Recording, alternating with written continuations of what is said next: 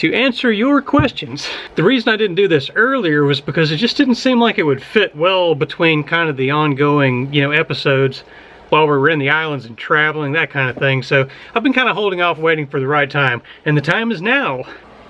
Here is a Google Drive document, and you can see we have the person that asked the question, we have who the question is directed to, and then we have a whole list going down. I think there's like, I don't know, like 60 or 70 of these things. But anyways, yeah, we're just gonna start at the top and start chipping away at them. So the first question is from Stinky Biscuit. The question is from Molly.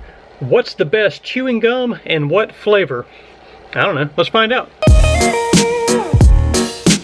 The watermelon, that is in the kind with sticks. Alright, the next one is for me, from Matthew. Do you have a dream of a bigger boat, and if so, what might that boat be? Here are some ideas of specific boats. Out Island 41, Endeavour 40, Passport 40, Mason 43, Morgan 44, and a Cowl 39. That's just a few examples. There's lots of stuff out there, but the main thing is we want something with more beam, at least 12 feet, probably looking at a length of, you know, 36 to 41 feet, you know, maybe something like that. And I kind of like the idea of a tiller steered boat. You know, you can put a, you know, one of those tiller autopilots on there, that kind of thing. But yeah, I mean, those are some ideas and some boats that we think could work. Okay, next. Another one for me, from Max. How did you pitch this to your wife? Okay, we had been on cruises before, you know, just like Royal Caribbean and Carnival, that kind of thing. We just really liked, you know, kind of the tropical island places, you know, the white sand beaches and the clear water and the palm trees. We just wanted more of that. All of a sudden I thought, well dang, if we had a boat, you know, we could take the boat wherever we wanted to and live there as long as we wanted, you know. So that's kind of where we got the boat idea. And pitching it to Tambi, on our anniversary weekend getaway in 2015, I just kind of mentioned this crazy sailboat idea to her. And at first she was like really kind of doubtful and apprehensive, and she just kind of, you know, blew it off. And I asked her why, and she had a lot of, you know, valid objections, like, you know, what do we do for money and Molly's school, and we got the house to think about, and, you know, our family back home, you know, very valid objections. And for the rest of that trip, she started getting kind of more and more on board with the idea as we kind of went down the list of objections and put solutions with each of those objections. And really by the end of that anniversary trip of ours, she was like more excited about it than I was. So I don't know, that's kind of how I pitched it to her and how the idea came together. Okay, let's see, from Doug. I don't know, it's not really much of a question at all, but it's still nice. Let's see, no questions, just thanks for having fun with your family and filming it. I have girls that are 8 and 5 and wish I could do this one day. Thanks for the show. Thanks for watching the show. I too hope that you can do this with your girls. It's an amazing thing.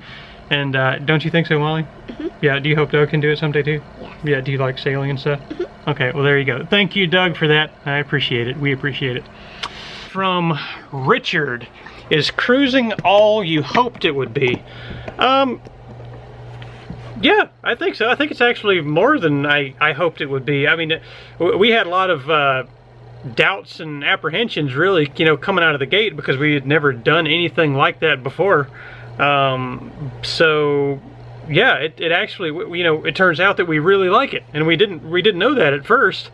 So yeah, it's more than what we hoped it would be. Now I will say there's lots of there's scary times and hard times. It's a lot of work. It takes a lot of time and energy and money. So there's negative stuff, you know, associated with it. But I think it's all of that negative stuff that makes the positive stuff just that much sweeter. But yeah, it's an amazing thing, and we very much enjoy it. Let's see, the next question is for Tambi. She's not home right now. We're going to skip that one, go to the next one, which is for Molly. From Ray. Let's see, what does this one say from Ray? With your red hair, do you get sunburned easily? No. You don't get sunburned easily? Mm-mm. Wow, I just realized how crazy your hair is. Yeah. Molly, you actually do get sunburned very easily. You have very pale, fair skin like your father. Yeah. Yeah, so you do get sunburned easily, but what do you do so that you don't get sunburned? Put sunscreen on. Yeah, and what else? Keep a hat and get my long sleeves on. Yeah, that's exactly right. Let's see, what type of sunscreen do you use? I don't remember what kind of sunscreen we used. It wasn't anything special. It was probably like SPF, 5,000. It was probably a really, but SPF 50 or, whatever. I'm just joking about that. But we used less than 1 tube of sunscreen while we were in the Bahamas. I mean, we just covered up a lot with long sleeve shirts and hats and, rash guards and stuff like that when we were swimming. So, how much do you enjoy your time at the helm, and do you want to own your own boat someday? Do you like steering the boat, Molly? Mm-hmm. Yeah? Do you think you might want to have your own sailboat someday? Mm-hmm. Where do you get your cuteness? Wait, now before you answer this, I want you to put a little thought into it, okay? Probably Daddy and Mommy. Oh, well, what a good answer. That's not what I was anticipating, but thank you. Mr. Yoda, also known as Dean, and it's for me. It says, how long do you plan on doing your sailing adventure? The answer is as long as we have the finances to do it, and the more important thing is as long as it remains fun. Everybody has to be on board for it to work out, especially Tambi. Tambi is kind of the key. If it doesn't work for Tambi, then, what? It doesn't work at all. Isn't that right, Molly? Mm-hmm. Mommy has to remain happy for it to work, right? So yeah, keeping everybody happy is key. So yeah, as long as it's fun, we'll keep doing it. Next one is from Kaylee. Similar question. It says, how long and how far do you plan on sailing? How long is just, same question as above, just as long as it's fun. And how far do we plan to sail? Right now, probably we're talking about, Southern Caribbean stuff, like going down, to the Windward Islands, like around St. Martin and Grenada and, those kind of places. I'm not even really familiar with those islands down there, but that's kind of how far we're talking about going right now. Love your videos. Have been following you since you moved out of the house. Especially enjoy the production values. Very professional. Why, thank you. Bet you haven't heard this before, but Molly has got to be the cutest and sweetest little girl on earth. Well, yeah, she's all right. Now, here's the question. Do you feel homeschooling her is equivalent to educating her in a classroom environment? Oh boy, this might be okay.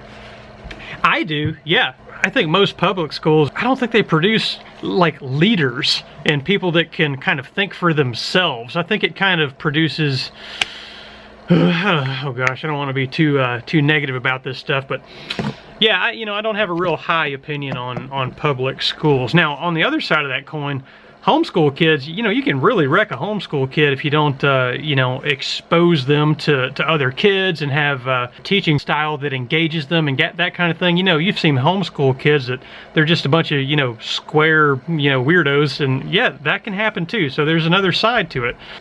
Me, I struggled in public school, but on the flip side of that, here's a little insight to yours truly here. I was actually involved in a lot of the gifted programs in school. I was in courses called merit classes, and it's just for people that they have a different way of thinking. It's problem solving and critical thinking and thinking outside the box. I was in those programs, but I did horrible with standardized tests where you just gotta, you gotta memorize something, then check the right blank or whatever. Did horrible in that stuff. I couldn't put together why it was important, and most of it actually isn't important. Getting off on kind of a rant here. Let's ask Molly's opinion on this. Molly, what do you think of being homeschooled by Mommy on a sailboat? It's fun. Yeah, you like it? You like Mommy being your teacher? Mm-hmm. Yeah, she gets kind of angry sometimes. Yes. Yeah. But I miss all my friends and my old teachers. Yeah. But I think what you really miss, though, is when you say you miss your friends, there were lots of kids when we were out there on the sailboat, right? Mm-hmm. There were always kids. But wasn't it nice seeing all these unique and interesting kids from all over the place? Yeah. I mean, that was nice too, right? Mm-hmm. But you just kind of miss your old teachers? Yeah. Yeah, I understand. And That's my fair old enough. friends. Your old friends? I get it. That's fair enough. All right, cool. Thanks, Molly. Next one for Ben. I have Netflix, Amazon Prime, and Sling TV, but I just spent 10 minutes watching a guy do his laundry. Why? I guess because maybe it's real. You know, I'd like to think that our videos are kind of punchy and fun and entertaining and halfway random. I don't know. I don't know, man. Why do you watch it? I don't know why people watch it. You tell me. Long term, what kind of clothing is working best for y'all? Polyester or cotton? Dude, I don't even know. I know I wear when I was out there, I wore like a cotton long sleeve shirt a lot. I mean that tended to work out pretty good. I wore like this, I don't know if it was polyester or not, but I wore like these swimsuit bottoms like 95% of the time, you know, when I wasn't just wearing my underwear, which were cotton probably. But what is working best for you, polyester or cotton? Okay, next one down from I Appreciate Sailboat Story. I appreciate that. The question is, Ben, has anyone told you that you have a bad case of O.T.D, which stands for ogling Tambi disease? And no, nobody has specifically told me that. However, I've kind of picked up on a common theme in the comments where people tend to see how I zoom in on certain features of her anatomy from time to time, and it's really not my fault. What people don't realize is that I am actually the victim to O.T.D. It is in fact T who instigates such lewd and crude behavior from me. I actually cannot help it. I am the victim, and if Tambi weren't so darn cute, then this wouldn't even be a problem. So, okay, the next one is from Larry Weber. It's for me. It says, how do you like the Endeavour 32? The Endeavour 32 is a great boat. I mean, it really is. It is more of it's an island hopper or a coastal cruiser for sure. It's not a blue water boat, but it's a good boat. It's stout and it's worked really good for this family of 3. So yeah, we're big fans of the Endeavour 32. It says, I will be looking for a boat first part of 2018, and the Endeavour 32 along with the 35 is on my list. It's, you know, I don't know anything about the 35. We did look at 2 or 3 Endeavour 33s. The 33 is, it's a foot longer, but it's probably 2 feet wider than the 32. So, you know, if you want more space, definitely go after the 33. But, you know, as we know, big fans of the 32. Good luck in your search, whatever you're going after. Let me know if I can help assist in your sailboat searching endeavors. All right, next one from Steve LeCouyer. It says, is Sandlfea going to be your next adventure boat, or are there plans to upgrade? So it depends right now. Depending on some timing with some other big things that we're working on right now. We may go out next season on Sandlfea and do an Abaco trip. If we end up missing out on the Abaco trip, just because if it gets too late in the season, then we will probably go ahead and sell our current boat and start the process of finding the next one.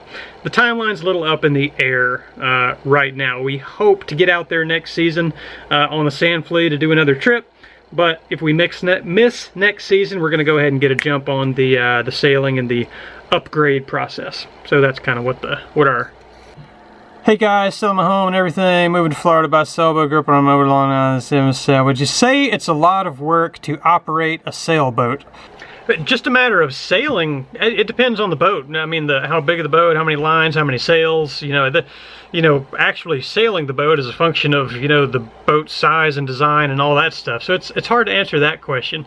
I know at this point, I could basically single-hand our Endeavour 32, you know, without much problem, if that's any kind of point of reference.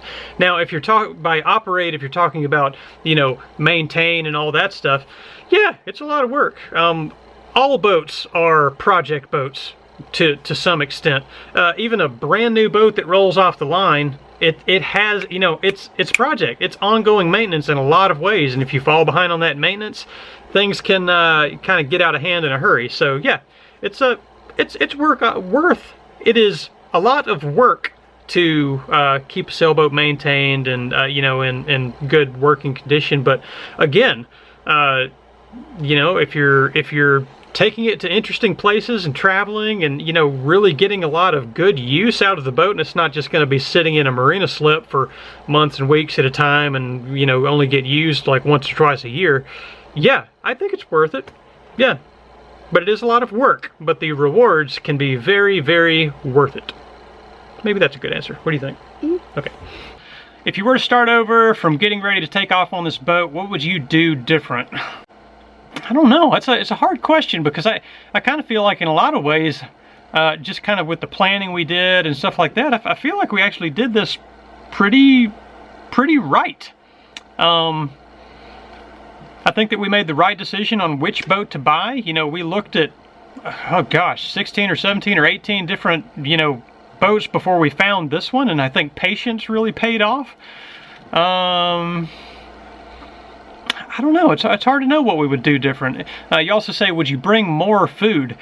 We brought a ton of like dried food, like rice and beans and oats and you know, just all kinds of stuff like that. I actually think we brought too much food. We used a lot of canned food, but a lot of the dried food, like the rice, man, I brought so much rice. We could go on 2 more trips with the amount of, you know, rice and beans that I brought along. Basically, we kind of provisioned like we were going to be crossing an ocean. So that's a mistake that we made. We actually kind of over purchased on, you know, some foods, like, you know, the dried stuff, where we should have spent more money on, you know, not really produce, but things like, you know, canned foods and, you know, packaged things that have a shorter shelf life. Buying more of that stuff would have kept us out of the grocery stores a little bit more and saved us some money. Let's see. Bring an extra laptop. Yes, when we left Maryland, we had 2 laptops. One was my Mac that I do all the editing on. The other one was a PC that Tambi had, which it does not have my editing software on it. Tambi's laptop died before we even left for the Bahamas. It actually died right before we left, which is why we didn't replace it. I definitely would have brought another, you know, editing machine so that we could have been redundant. That could have been a big problem had my computer also went down. So yeah, we would have brought another laptop for that purpose only, not for, you know, navigation or anything like that. A printer? No, we don't need a printer. Not for what we're doing. Would I have brought more rice? Absolutely not. I would have brought less rice. Yeah, okay. I think that pretty much answers your question, Dennis. Thank you for asking. I hope that's a good answer for you. Molly, next one's for you. This is from Jeffrem Jackson for Molly. Okay, here's the question. You ready? Mm-hmm. When you jump ship and make ready to conquer the 7 seas, what color will your armada be? Like, what color, if you had a whole bunch of ships, what color would they be? Probably pink and turquoise. Pink and turquoise is the color of Molly's sea-conquering armada. Yes. Let's see, what will your flag look like? Will you have any kind of particular picture or anything like that on your flag? Probably a United States flag. A United States flag. Good kid. Let's see, and will you be a kind and merciful ruler, or will you be like ruthless and bloodthirsty? Kind. She'll be kind. She takes after her father, obviously. Alright, another one for Mr. Ben here. Where did you pick up the righteous editing skills? Self-taught. I mean, I didn't know how to edit video prior to figuring out how to make these videos. I've always been artistic and creative, and I've done, you know, design and like Photoshop kind of, you know, what do you even call it? I can't think of the word. Graphic design. I've done graphic design and stuff like that, but nothing with video. I'm just kind of learned as we went. Just learned by trial and error, I guess. And then another part says, what is the best prank at sea that I've played on Tambi?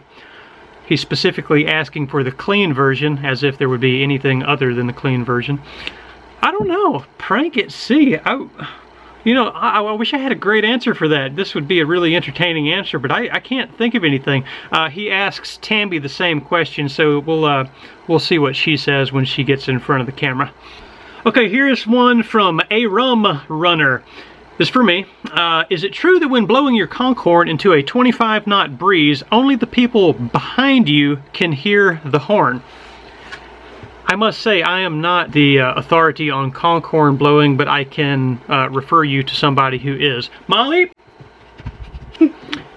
If you're blowing your conch horn and it's really windy, okay, can the people around you hear the conch horn if it's really windy?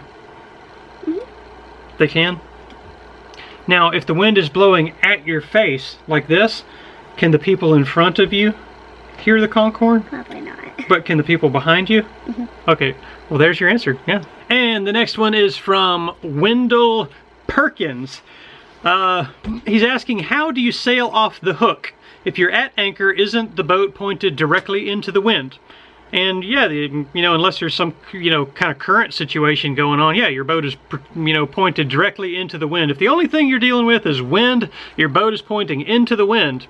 And to get it to sail off the anchor, whenever the anchor comes, you know, unhooked from the bottom, the boat is going to turn, you know, one way or another to the wind. It's not just going to remain pointed into the wind as it drifts. I mean, in most situations, I don't think it would do that. But anyways, yeah, whenever your boat just kind of naturally bears off from the wind to one way or the other, that is the tack that you would sail, you know, off of. The trick is, you know, getting your boat to fall off on, you know, one tack or the other, and you can do that by backwinding the sail. You know, if you want to end up being on a port tack with the wind on, you know, the port side of your boat, then you would push the boom out on the port side of your boat, and that way the wind's going to be blowing against the sail and like bearing your boat off, you know, to starboard. You're going to end up being on a port tack. So yeah, that's the tricky part, is kind of trying to help your boat make up its mind which way it's going to go. Okay, next from Thomas. Did you see any UFOs or unusual activities?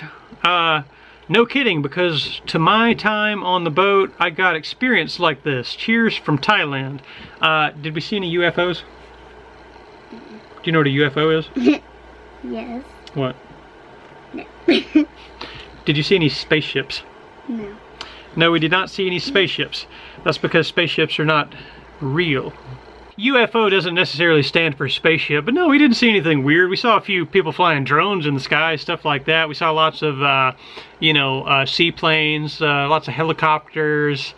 Somewhere down around Georgetown, apparently there's something that's kind of a mix between a hang glider and a dinghy.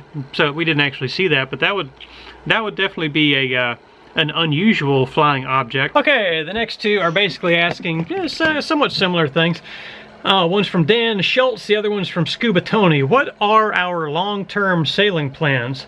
I don't know, the plan is kind of, it's always kind of changing and evolving. Right now, kind of the thing we have on our mind is if we do another trip with Sandlfea, then we'll go to Abaco. If we miss next season, we'll sail Sandlfea, look for something bigger, and then the trip will be Southern Caribbean. And I hope I'm describing that right. Kind of, you know, down we want to see like Puerto Rico and you know, Dominican Republic and St. Martin and down, you know, around Grenada and all that stuff. So yeah, that's the direction we would be heading in on a bigger boat. Let's see, how long do you think you will keep sailing? As long as it's fun. As long as we have the finances to do it and everybody is happy, we will continue. Okay, here's one from Joseph.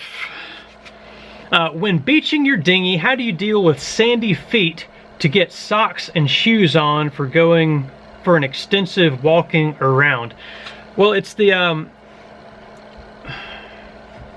don't know, it's the shoes and socks part that kind of makes this difficult to answer. We didn't really wear, you know, like tennis shoes that lace up, and my goodness, I think after we left Miami, I don't think we put a sock on until we got back home. So I don't know about the shoes and socks part. I mean, usually it was really just me that was getting my feet wet. I would try to get the dinghy, you know, all the way up to shore as much as I could. And for most cases, for Tambi and Molly, they would just kind of hop off onto, you know, the dry sand or, you know, the dock or whatever. But yeah, it was usually me. And I was wearing, actually all of us, we were wearing Tevas. You know, those kind of, you know, sandals that kind of Velcro onto your feet. And now we would just kind of wash our feet off in the water. So I don't have a good answer for you. Socks were absolutely not used in the Bahamas by us. I'm not sure how I would deal with it. I guess I would just kind of, I'd hop into the water barefoot, you know, do whatever you got to do to get the dinghy situated, throw on your, you know, rinse your feet off in the water, throw on your flip-flops until your feet are dry, and then put on your socks. Yeah, that's what I would do. I'd like to add to that, though, that if you own a pair of Crocs, then this is a complete non-issue, because Crocs are, in fact, the perfect boating shoe. I'm actually hoping Tambi's going to get me some, but I don't know. She probably won't. Okay, let's see. Here's one from Top Cat. If I can be nosy, what percentage of your cruising expenses are covered by YouTube profits? You're not being nosy, I don't care. We basically have 3 streams of income, I guess. One is from the YouTube ads from YouTube itself. We made like, I don't know, $50 a month from that. From Patreon, the number kind of fluctuates, but I would say an average is $1,200 a month through Patreon if we do 4 videos a month, you know, one video a week. And I have real estate videos up on the internet. Those bring in maybe kind of a rough average of $500 a month. But our cruising expenses while we're actually cruising was only about $700 to $800 a month. So, you know, I don't know what the percentage is of that. You know, I mean, all of our cruising expenses are covered by those streams of income. The cruising was very affordable for us. You know, being out there, living on the hook, and, you know, just not, you got to be careful, you know, really just eating out a lot, especially in the Bahamas. But yeah, $700 or $800 a month is what we were spending while we were actively cruising in the Bahamas. We never went to a marina. It was always on the hook. In fact, I'm just going to interject this here. Even the entire trip that we made from Annapolis, Maryland, all the way to Miami and all the way through the Bahamas, we never paid for a marina. It was 100% on the hook.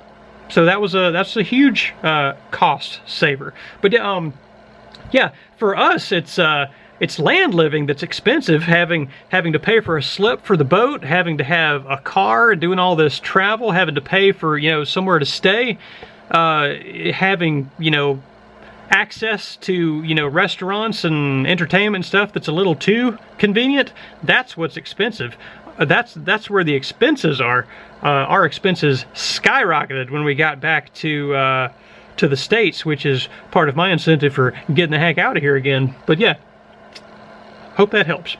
Okay, and here is one from Dave. I have watched since the beginning, but don't remember your plans past the Bahamas, and I'm too lazy to look it up. Do you plan on sailing further? Well, Dave, there's no excuse for laziness. Get in gear. I'm just kidding. Plans past the Bahamas. Our plan is a little bit up in the air right now. The kind of the big picture plan for us, at least right now, is heading to the Caribbean, very most likely on a larger boat. If we can squeeze in another trip to the Abaco, to Abaco in you know, early 2018, we'll take that trip on the Sandflea. That's kind of our plan right now. And from David Warner, do you ever wish you had bought a bigger boat? What size boat works well in the Caribbean? Do we ever wish we bought a bigger boat? I mean, not really. I think we made the right decision at the right time for the Sandflea. The Endeavour 32 is a great boat for the trip that we did. It's a great little island hopper. It's you know, it's very efficient. It's a good sailor. It's tough enough to dish out, you know, just about anything that you can encounter, you know, in the islands, unless you just, you know, unless you really time a Gulf Stream crossing wrong. But yeah, great boat. We picked the right boat at the right time for sure. Do we wish we had bought a bigger one? No, but at this point, for us to go further and do longer trips, yeah, we want something with a little more space, a little more privacy. Yeah, but Let's see, he also says, what boat works well in the Caribbean? Man, there's no right answer for that. For us, being, you know, further out than the Bahamas and really committing to a longer cruise like that, we want something with a little more space. But that's just us. There are people out there that sail much further than the Caribbean on boats that are much smaller and even more basic than the Endeavour 32 that we're on. And to a lot of people would look at the Endeavour 32 and they're looking at that boat to upgrade to. So it's such a personal choice. And it just depends on your budget and your experience and your needs and the sailing grounds that you're going to be going to and how much crew you're going to be taking with you and the supplies you need. And it's, gosh, it's, you know, sorry, I don't have a great answer for the question of what boat size works well in the Caribbean. It's a really individual thing, but hopefully there is some value in all of those random words that just came out of my mouth. Alright, the next one is from Dan Tremblay. Let's see if I can get this here. Question is for me, and here's the question right now. Very interesting indeed. However, I kind of feel like the answer might be more entertaining if we do this. Let's switch that one over. We'll let Tambi handle that one when we get back. Okay, let's see. We'll move on to the next one down here. Derek, where do you get music for your videos? I get the music probably a couple different places, but the main place is a website called soundcloud.com. You just have to, there's all kinds of music on there and you can sort through all this stuff. Some of it's for free, some of it you have to pay for, but the main thing is you just have to check and be sure that there's not copyright restrictions. There's, you know, it's just kind of a mixed bag. There's lots of artists out there that give that are happy to let you use their music for YouTube videos or even for commercial purposes, and there's also the overwhelming majority, there's copyright protection on it, so you just got to be careful with that. But yeah, soundcloud.com is where I get most of it from. Okay, next one from Chase M. Money question. How do you guys afford the stuff you do? Do you have a rich relative that kicked the bucket and left you guys with a boatload of money? While I appreciate the pun, no, we absolutely do not have a boatload of money that we inherited from a rich relative. This is a self-funded trip. We did a lot of saving before we left. We did a lot of selling things before we left, and I guess the main thing is I tried to kind of think ahead and set up some cash flow streams before we left, which I did in the form of real estate courses online. If you go to a website called Udemy, UDEMY.com, you type in my name, you'll see my real estate courses. That brings in some money. It's not a ton. It brings in, I don't know, probably $500-600 a month, something like that. But yeah, it's cash flow. And again, you know, from an earlier question, our expenses while we were cruising was, you know, $700 to $800. So just the income from those courses, you know, really helps out a ton. Let's see. Do you have some kind of retirement that you get monthly? No, we don't have, you know, I'm not a military veteran. I don't have any kind of benefits like that. I don't have, you know, any kind of, no, we don't have any kind of special income, you know, like that. Does YouTube and Patreon pay that as well? Yes, we make about $50 a month from just the YouTube stuff, based on the amount of, you know, views that we get, and you know, Patreon is a massive help. Patreon gives us about $1,200 a month at the rate of us doing 4 videos a month. So yeah, big help. Definitely thankful, you know, for all of our Patreon supporters. Let's see. He also asked, what did you do before moving on the boat? And I mean, the most recent thing was real estate. I was flipping houses in Atlanta. I mean, that sounds probably swankier than it really is. I mean, I'm not a millionaire by any means, but we were doing all right flipping houses in Atlanta. Prior to that, I was working with a company that made explosion simulators for military training. I worked with the design team, and we created basically non-pyrotechnic IEDs. I worked, gosh, I did welding, I did machining, I did I ran the production floor with that particular company. I've done a lot of weird stuff, but I suffice it to say that this is actually the most fun. So I think we're going to stick with this for a while. And the last part of the question is, how in the world did you convince Tambi to marry you? And the truth of the matter in that is I didn't convince her at all. I actually found Tambi on a website. It's called Pretty Pale Girls. It's actually kind of a mail order bride site. So yeah, Tambi didn't have a lot of say in the matter, really. It's just a matter of, you know, running a credit card, and the rest was really history. By the way, don't look up that URL. I have no idea what that would. And here is one from Rob Howell. Whew, okay, I have been watching your videos from the very beginning. Your editing skills have gone off the charts. Thank you, Rob.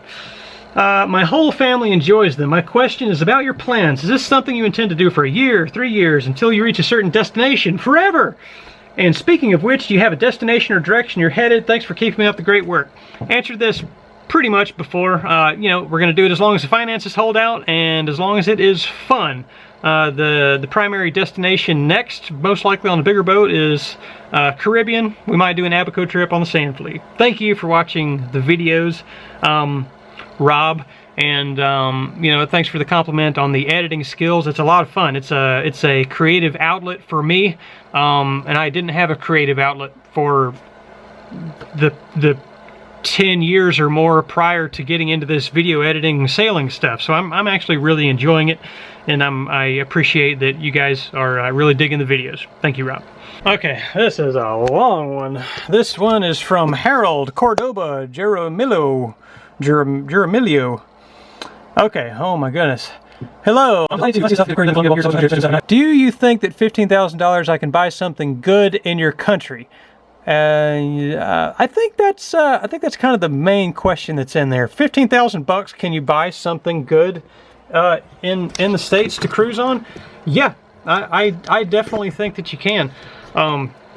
You're probably looking at boats a lot like the Endeavour 32. You're looking in a range of maybe, for a boat that's kind of already set up for cruising and has a lot of the gear that you want, you're probably looking at a range of, you know, 27 feet to, I don't know, possibly even 35 feet.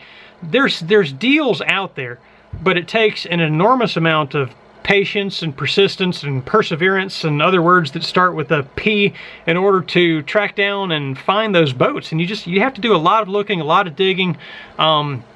You know, websites like Craigslist are great. There's sailboatlistings.com, that's good. You can find stuff on eBay. Something I'm going to do when we start the boat search again, I'm going to start looking at, you know, insurance auctions and government auctions and stuff like that. In fact, if you look at boats in Canada, you can take advantage of the exchange rate. If I remember right, I think the exchange rate, there's about a 20% difference that's in favor of the American dollar, which means that basically anything you buy in Canada, you know, if it's listed at Canadian prices, it's an automatic 20% discount. So that's something else to consider. Here's the last thing I'll say. If you've got $15,000 that you can, you know, you can put into the purchase price of a boat, you probably need to be looking at boats that are priced around $30,000. One trend that I've seen, gosh, so much in the used sailboat market is you know, boats are just priced outrageously, and I don't know why that is. Listen, you don't need to be looking at $15,000 boats if you have $15,000 to spend. You're going to get discouraged, because the only thing that you're going to see is just, you know, boat after boat after boat that's just, they're just practically worthless. They're going to have problems that are going to vastly exceed, you know, the amount of money that you can spend on the boat. So look for boats kind of in the 27 to 35 foot range, I say, and look for boats that are priced around, yeah, $25,000, $30,000, because, yeah, you're going to find things that the boats need. You're also going to find this trend in the industry where boats are just, the prices are just jacked up. And I don't know if it's because people anticipate the offers just coming in so much lower, if you know, if that's part of it, which it probably is. I don't know why there's that trend, but just be aware there is that trend. I hope that helps.